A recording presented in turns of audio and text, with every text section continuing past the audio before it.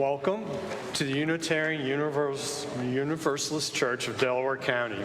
For over 70 years, people like us have joined together each Sunday in this sacred space to deepen our spirit, fight for justice, educate our children, and care for each other in times of difficulty.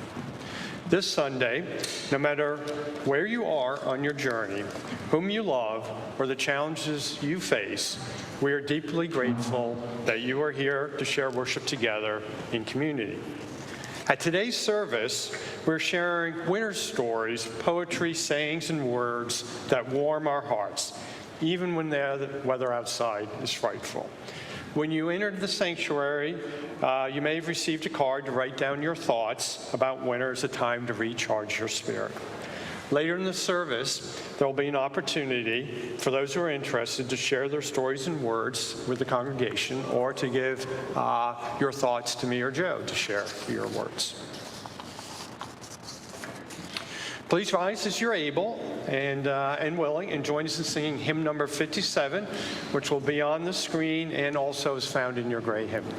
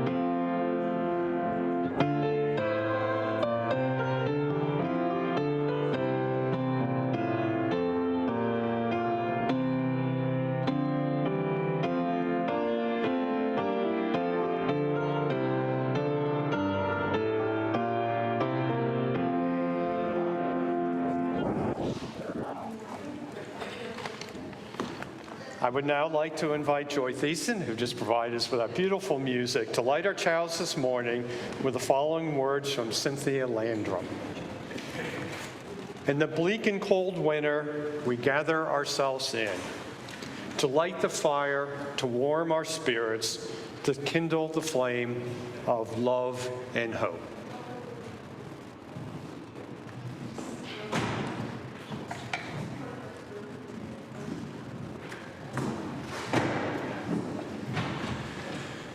UUCDC is a welcoming congregation in many different ways. And as part of this tradition, please take a moment to greet those who are sitting and standing around you.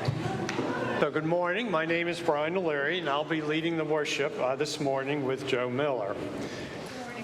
And this morning's a little different than usual. You may notice that there's no minister sitting over there, and no religious education director sitting over there. So this morning is an opportunity for all of us to participate a little more in the service, if you're so inclined. After the service, please join us for coffee and fellowship. And if you are joining us online, then please stay connected for our virtual coffee hour, and open your chat window now to interact with other online members. So I only have a couple of announcements. All are invited to join the new UU-CDC Poetry Jam. So new thing starting up, led by Sheila Fox, a member of the Mad Poets Society. She's going to lead the group, and the first meeting will be on January 10th here at UU-CDC. So have you ever been lost for words when someone asks you, what is a Unitarian Universalist, or what is this? And I know I have been, and I'm hoping my calendar will allow me to participate in the UU Elevator Speech 3-session series starting up in January, and one format is going to be in person here at the church, and that'll be on January 14th, 21st, and 28th. The other will be virtually via Zoom, and those will be on January 16th, 23rd, and 30th. So I encourage you to check it out online. Now Joe Miller is going to lead us into settling into worship. So please remain seated. And this morning, as we participate in a responsive reading that will be up here on the screen about winter, number 543 in the hymnal. Let us not wish away the winter. It is a season to itself, not simply the way to spring. When trees rest, growing no leaves, gathering no light, they light in the sky and trace ourselves delicately against dawns and sunsets. The clarity and brilliance of the winter sky delight. The loom of fog softens edges, lulls the eyes and ears of the quiet. Awakens by risk and unknown. A low, dark sky and snow, emblem of individuality, liberality, and agony power. Snow invites to contemplation and to sports. Winter is a table set with ice and starlight.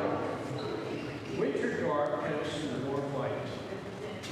Fire, candle, winter cold, hunts, and huddles. Winter want to give some sharing. Winter danger to visions, plans, common endeavors. And the zest of narrow escapes. Winter heating and marinade.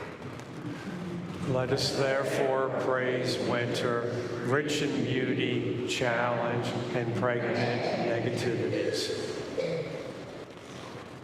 So as we gather each week, we bring here to this place the weight of sometimes sorrow, the love of joys, and the appreciation for life in its many forms. Winter is a time that we sometimes think of the cold and the difficulties. And it's true, it is a time of that. But it's also a time of fellowship and joy. Whatever the joys or sorrows you are carrying with you today, you are welcome to come forward now in our ritual of putting a stone in the bowl of water to share and acknowledge what is in your heart at this moment. So this morning we only have one, with a smaller group, one area here to do that. So if you'll circle around the back and come down this way to come forward, and all are welcome.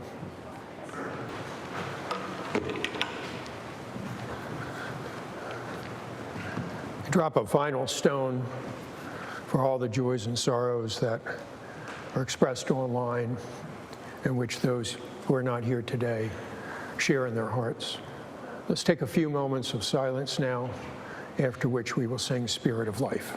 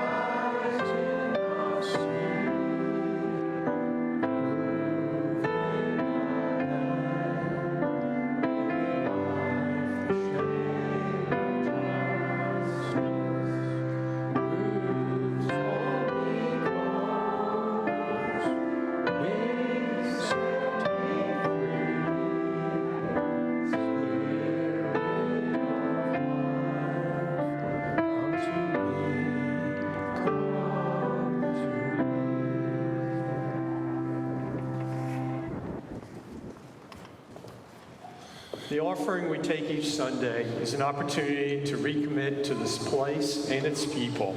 It's a reminder of that form of love we call generosity. Through our contributions, we show that we believe it is important to worship together, to help our community, and to say yes to the values of our faith. I would now invite the ushers forward to collect the offering.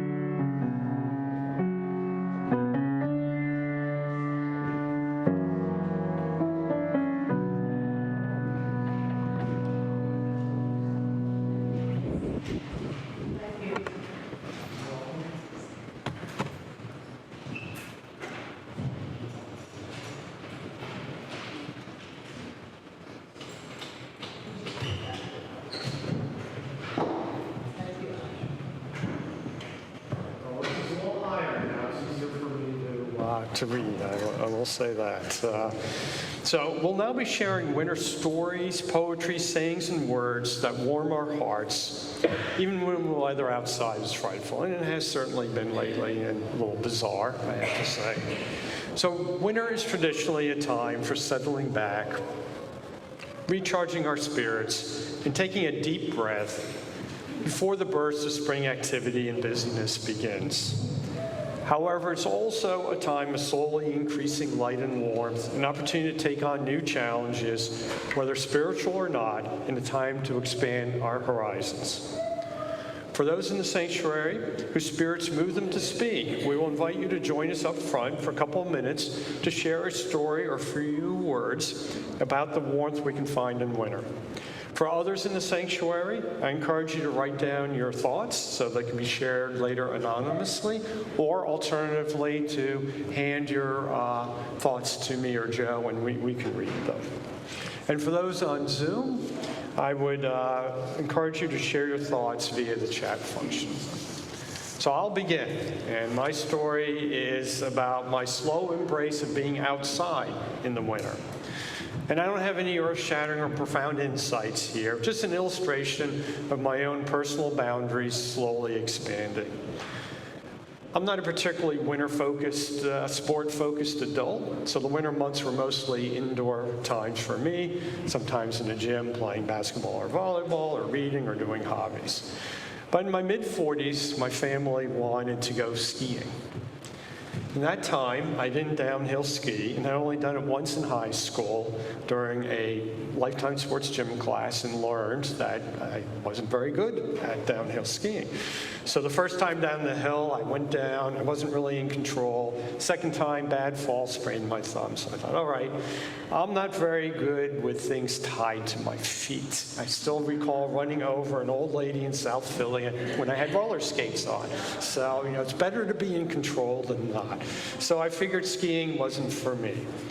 But despite my hesitation, I also knew my children wanted to do it, my wife wanted to do it, and we needed a winter activity.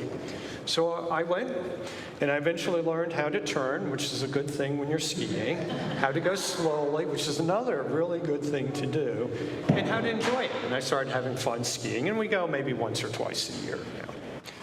Still, for me, winter was indoor time.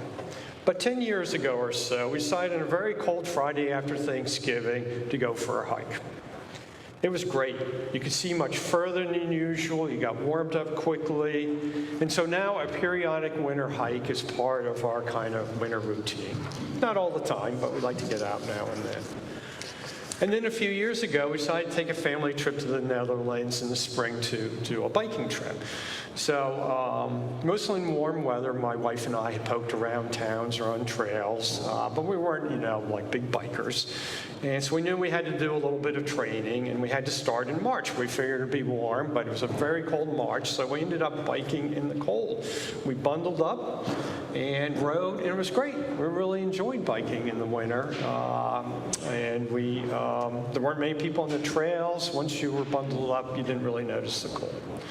So now in the winter, we get out of our house and we enjoy the outdoors every so often.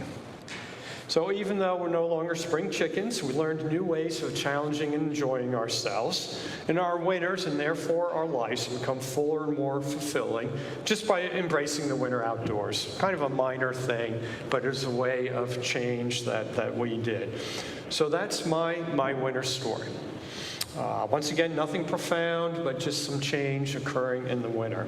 So I now invite you to join Joe and me and to share a story, a poem, thoughts, or words about your perspective on the light and warmth that we can find in winter. And we can do it either, if you want to raise your hand, and we can ask you to come up, and Joe will give you, or you can do it from right where you are, I guess. We've got the mobile microphones. Doesn't matter. Okay. So winter for me is getting to wear boots and turtlenecks and scarves. Winter is homemade chicken soup and big pots of chili and Sunday gravy. Winter is cozy inside while it's cold outside. Winter is piles of blankets keeping me warm. And last of all, winter is waiting for baseball to come back. Do you want this? Or? Thank you. Who else? Anyone else out there now? Liz.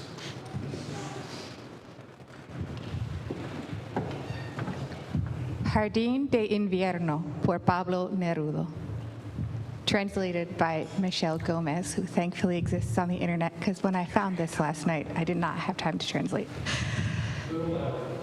Okay. Jardín de Invierno. Llega el invierno. Espléndido dictado me dan las lentas hojas, vestidas de silencio y amarillo. Winter arrives and splendidly dictates to me the slowly falling leaves dressed in silence and yellow. I am a book of snow, a spacious palm, a meadow, a circle that lingers. I belong to the earth and to its winter. I'm going to give some excerpts so it's not too long. I waited on the balcony in mourning as I had yesterday among the ivy of my childhood, hoping that the earth would extend its wings on my vacant love. The earth lives now, easing its interrogation, extending the skin of its silence. I return to being now, a withdrawn soul arriving from far away, wrapped in cold rain and bells. And I owe to the pure death of the earth the will of my seedlings. Yo vuelvo a ser ahora el taciturno que llegó de lejos, envueltos en lluvia fría y en campanas. Debo a la muerte pura de la tierra la voluntad de mis germinaciones. All right, someone, please. Thank you, Liz. I don't know. Is it on off switch?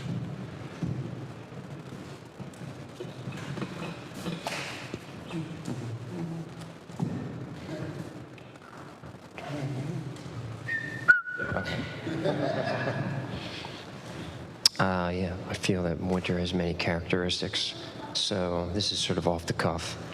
I feel, excuse me? Oh yeah, I feel in my experience the fresh, new winter while whipping, while pressing panes of glass, and fresh, unclasped from leaves' fingers points me to this stark physical sight the new landscape, clipping, hopping, chirps, the puffed feathers, enduring, and living in winter's wonder. Thank you, nice.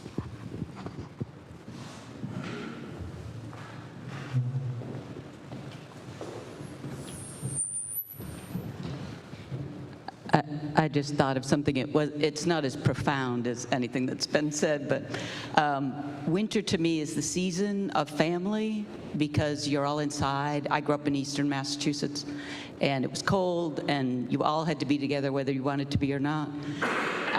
But my brothers, I'm the youngest at 63. I got a 65-year-old, 67-year-old, and we never know what to get each other for Christmas. So this year, my brother sent me, and my other brother, a cameo, and I don't know if you know what those are, but they're kind of videos from B-level celebrities that you can get personalized to you. And in our hometown of Haverhill, Massachusetts, Tom Bergeron, who you might know from Dancing with the Stars or America's Funniest Home Videos, he was a year ahead of my oldest brother in high school.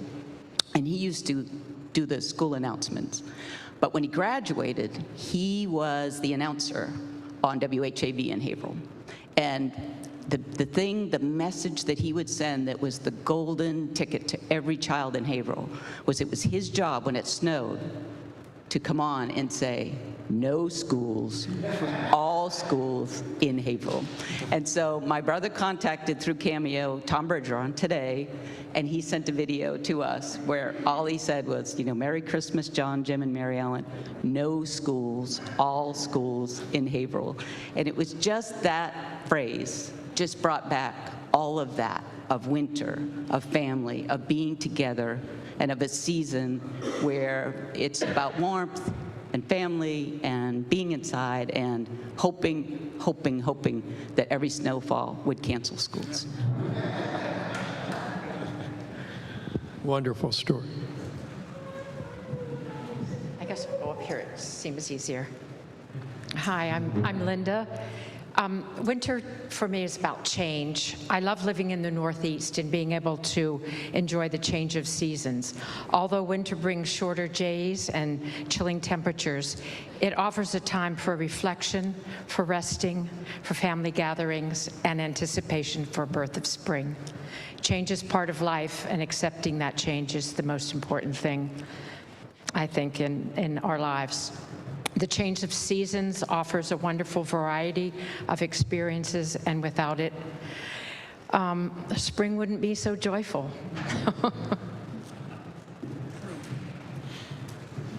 Great.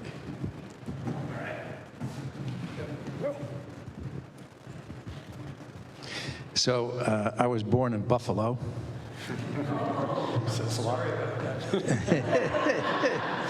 And when I was 12, we moved all the way to Syracuse, both of which have very high snowfalls.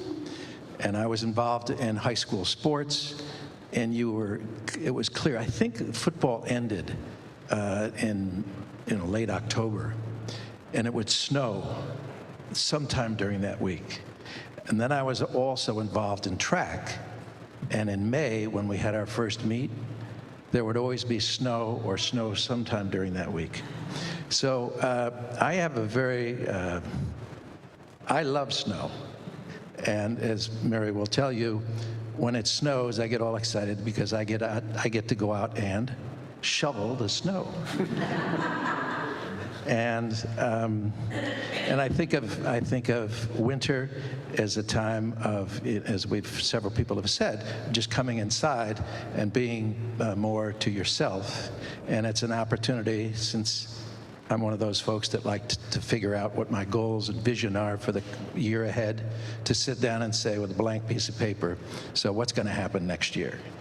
And I see that as a time to reflect on how I want to have fun, how I want to seek justice, and be with friends.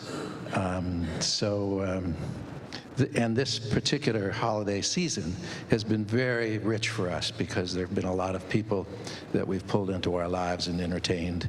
And again, it will snow sometime. Thank you.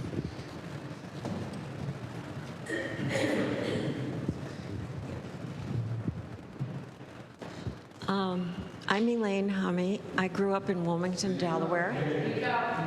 I'm Elaine Hummy. I grew up in Wilmington, Delaware, where in those days, I was born in 1936, we had snow and ice, and we went ice skating and sledding. And I loved it. But I never really realized how much I loved it until I was in high school and someone from Middlebury College in Vermont came to talk about Middlebury College. And they have their own ski area. It's called the Snow Bowl. And in gym class, we got to ice skate. And I learned to make figure threes and figure eights. So I was in heaven. And my favorite place to go when I'm stressed is to visualize myself at the top of the mountain and the wonderful evergreens and the sky and the white clouds and the fact that you can't think about anything but skiing when you start down the mountain. So it's just been amazing that I went home to my parents and I said, I gotta go to this college. And fortunately, they said, fine, we'll find a way. So thank you.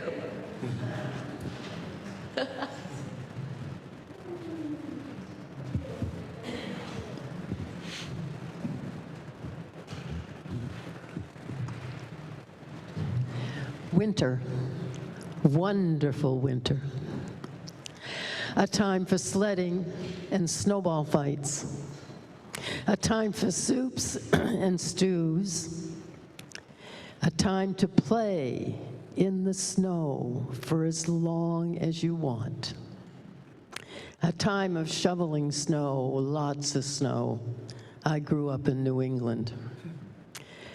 A time for puzzles and hot chocolate. A time for playing and being played with your parents.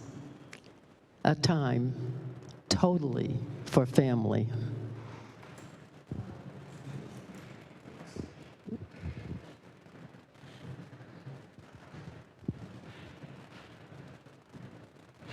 Anyone else?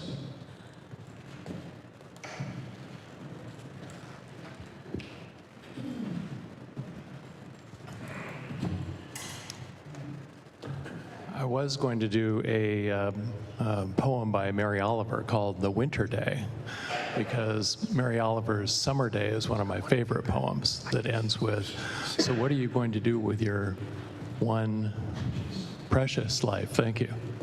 But then someone was talking about canceling school, and that reminded me of when I lived in Charlottesville, Virginia. Charlottesville is in Virginia. The city and county are separate, so they have separate school systems. And I can't remember whether it was Charlottesville or Albemarle County that was canceling school, but the other school district was not. And students weren't very happy about this. And so they came up with a rap video for the superintendent of schools, and I think it was Albemarle County that was not canceling school.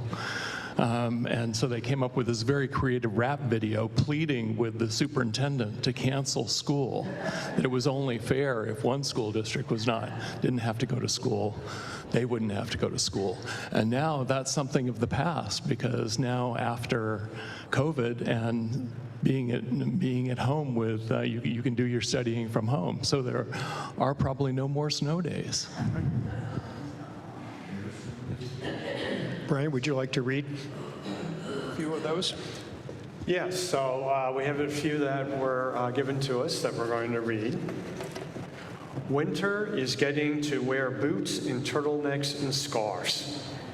Oh, that was yours. You handed that. All right, thank you. All right. I wish that the workday was shorter in the winter, so that all transit could be in daylight and there would be ample evening time for strengthening community and family bonds. Winter, time to be bored, to feel cozy and reflect on what I would like to do, and in the upcoming months. I like to revel in the lights, look for the positive instead of always the dark negativity.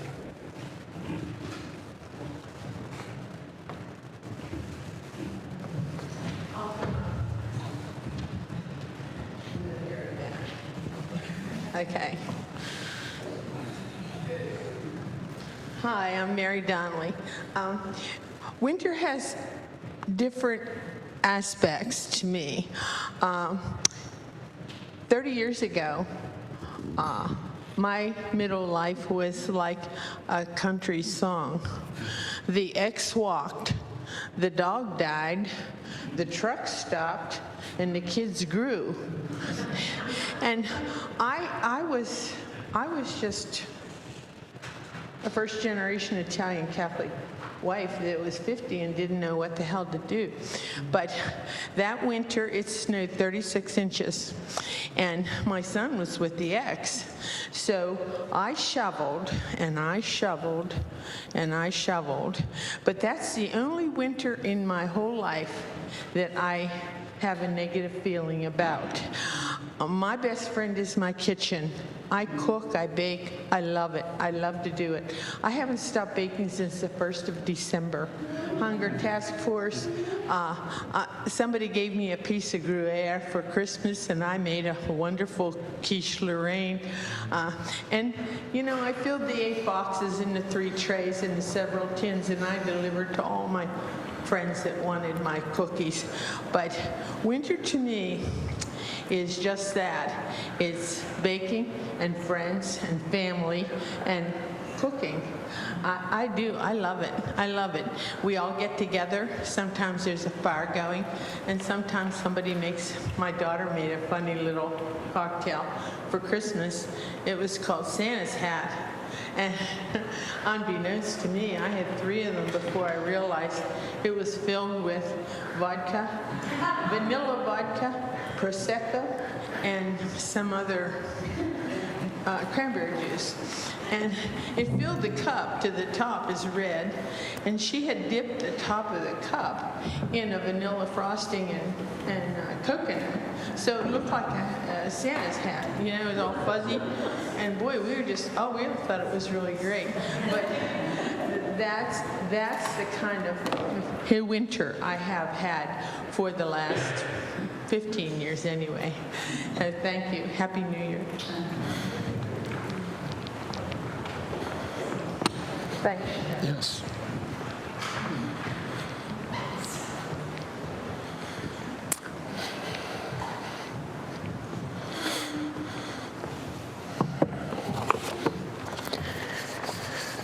What a wonderful set of stories. And you even had a cocktail recipe dropped in there for you. I'll end with one that I love, and it's a true story. On a frosty morning in October of 2018, Katharina Groen, German woman, began the last leg of her hike on the 2,600-mile-long Pacific Coast Trail.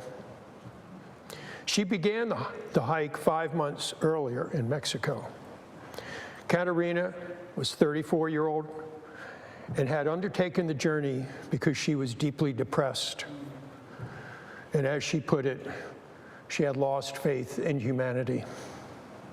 Her goal this day in October was to complete the section of the trail that went over Stevens Pass in rugged country about 100 miles east of Seattle.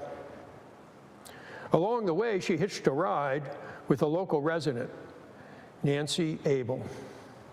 Nancy was an experienced hiker in the area and ended up walking with Katharina along the trail that day. She knew the conditions could change quickly in the mountains and encouraged Katharina to reconsider continuing. But Katharina was determined to carry on. Unable to convince Katharina to stop, Abel returned home, but remained concerned about her and monitored the weather report for the next few days.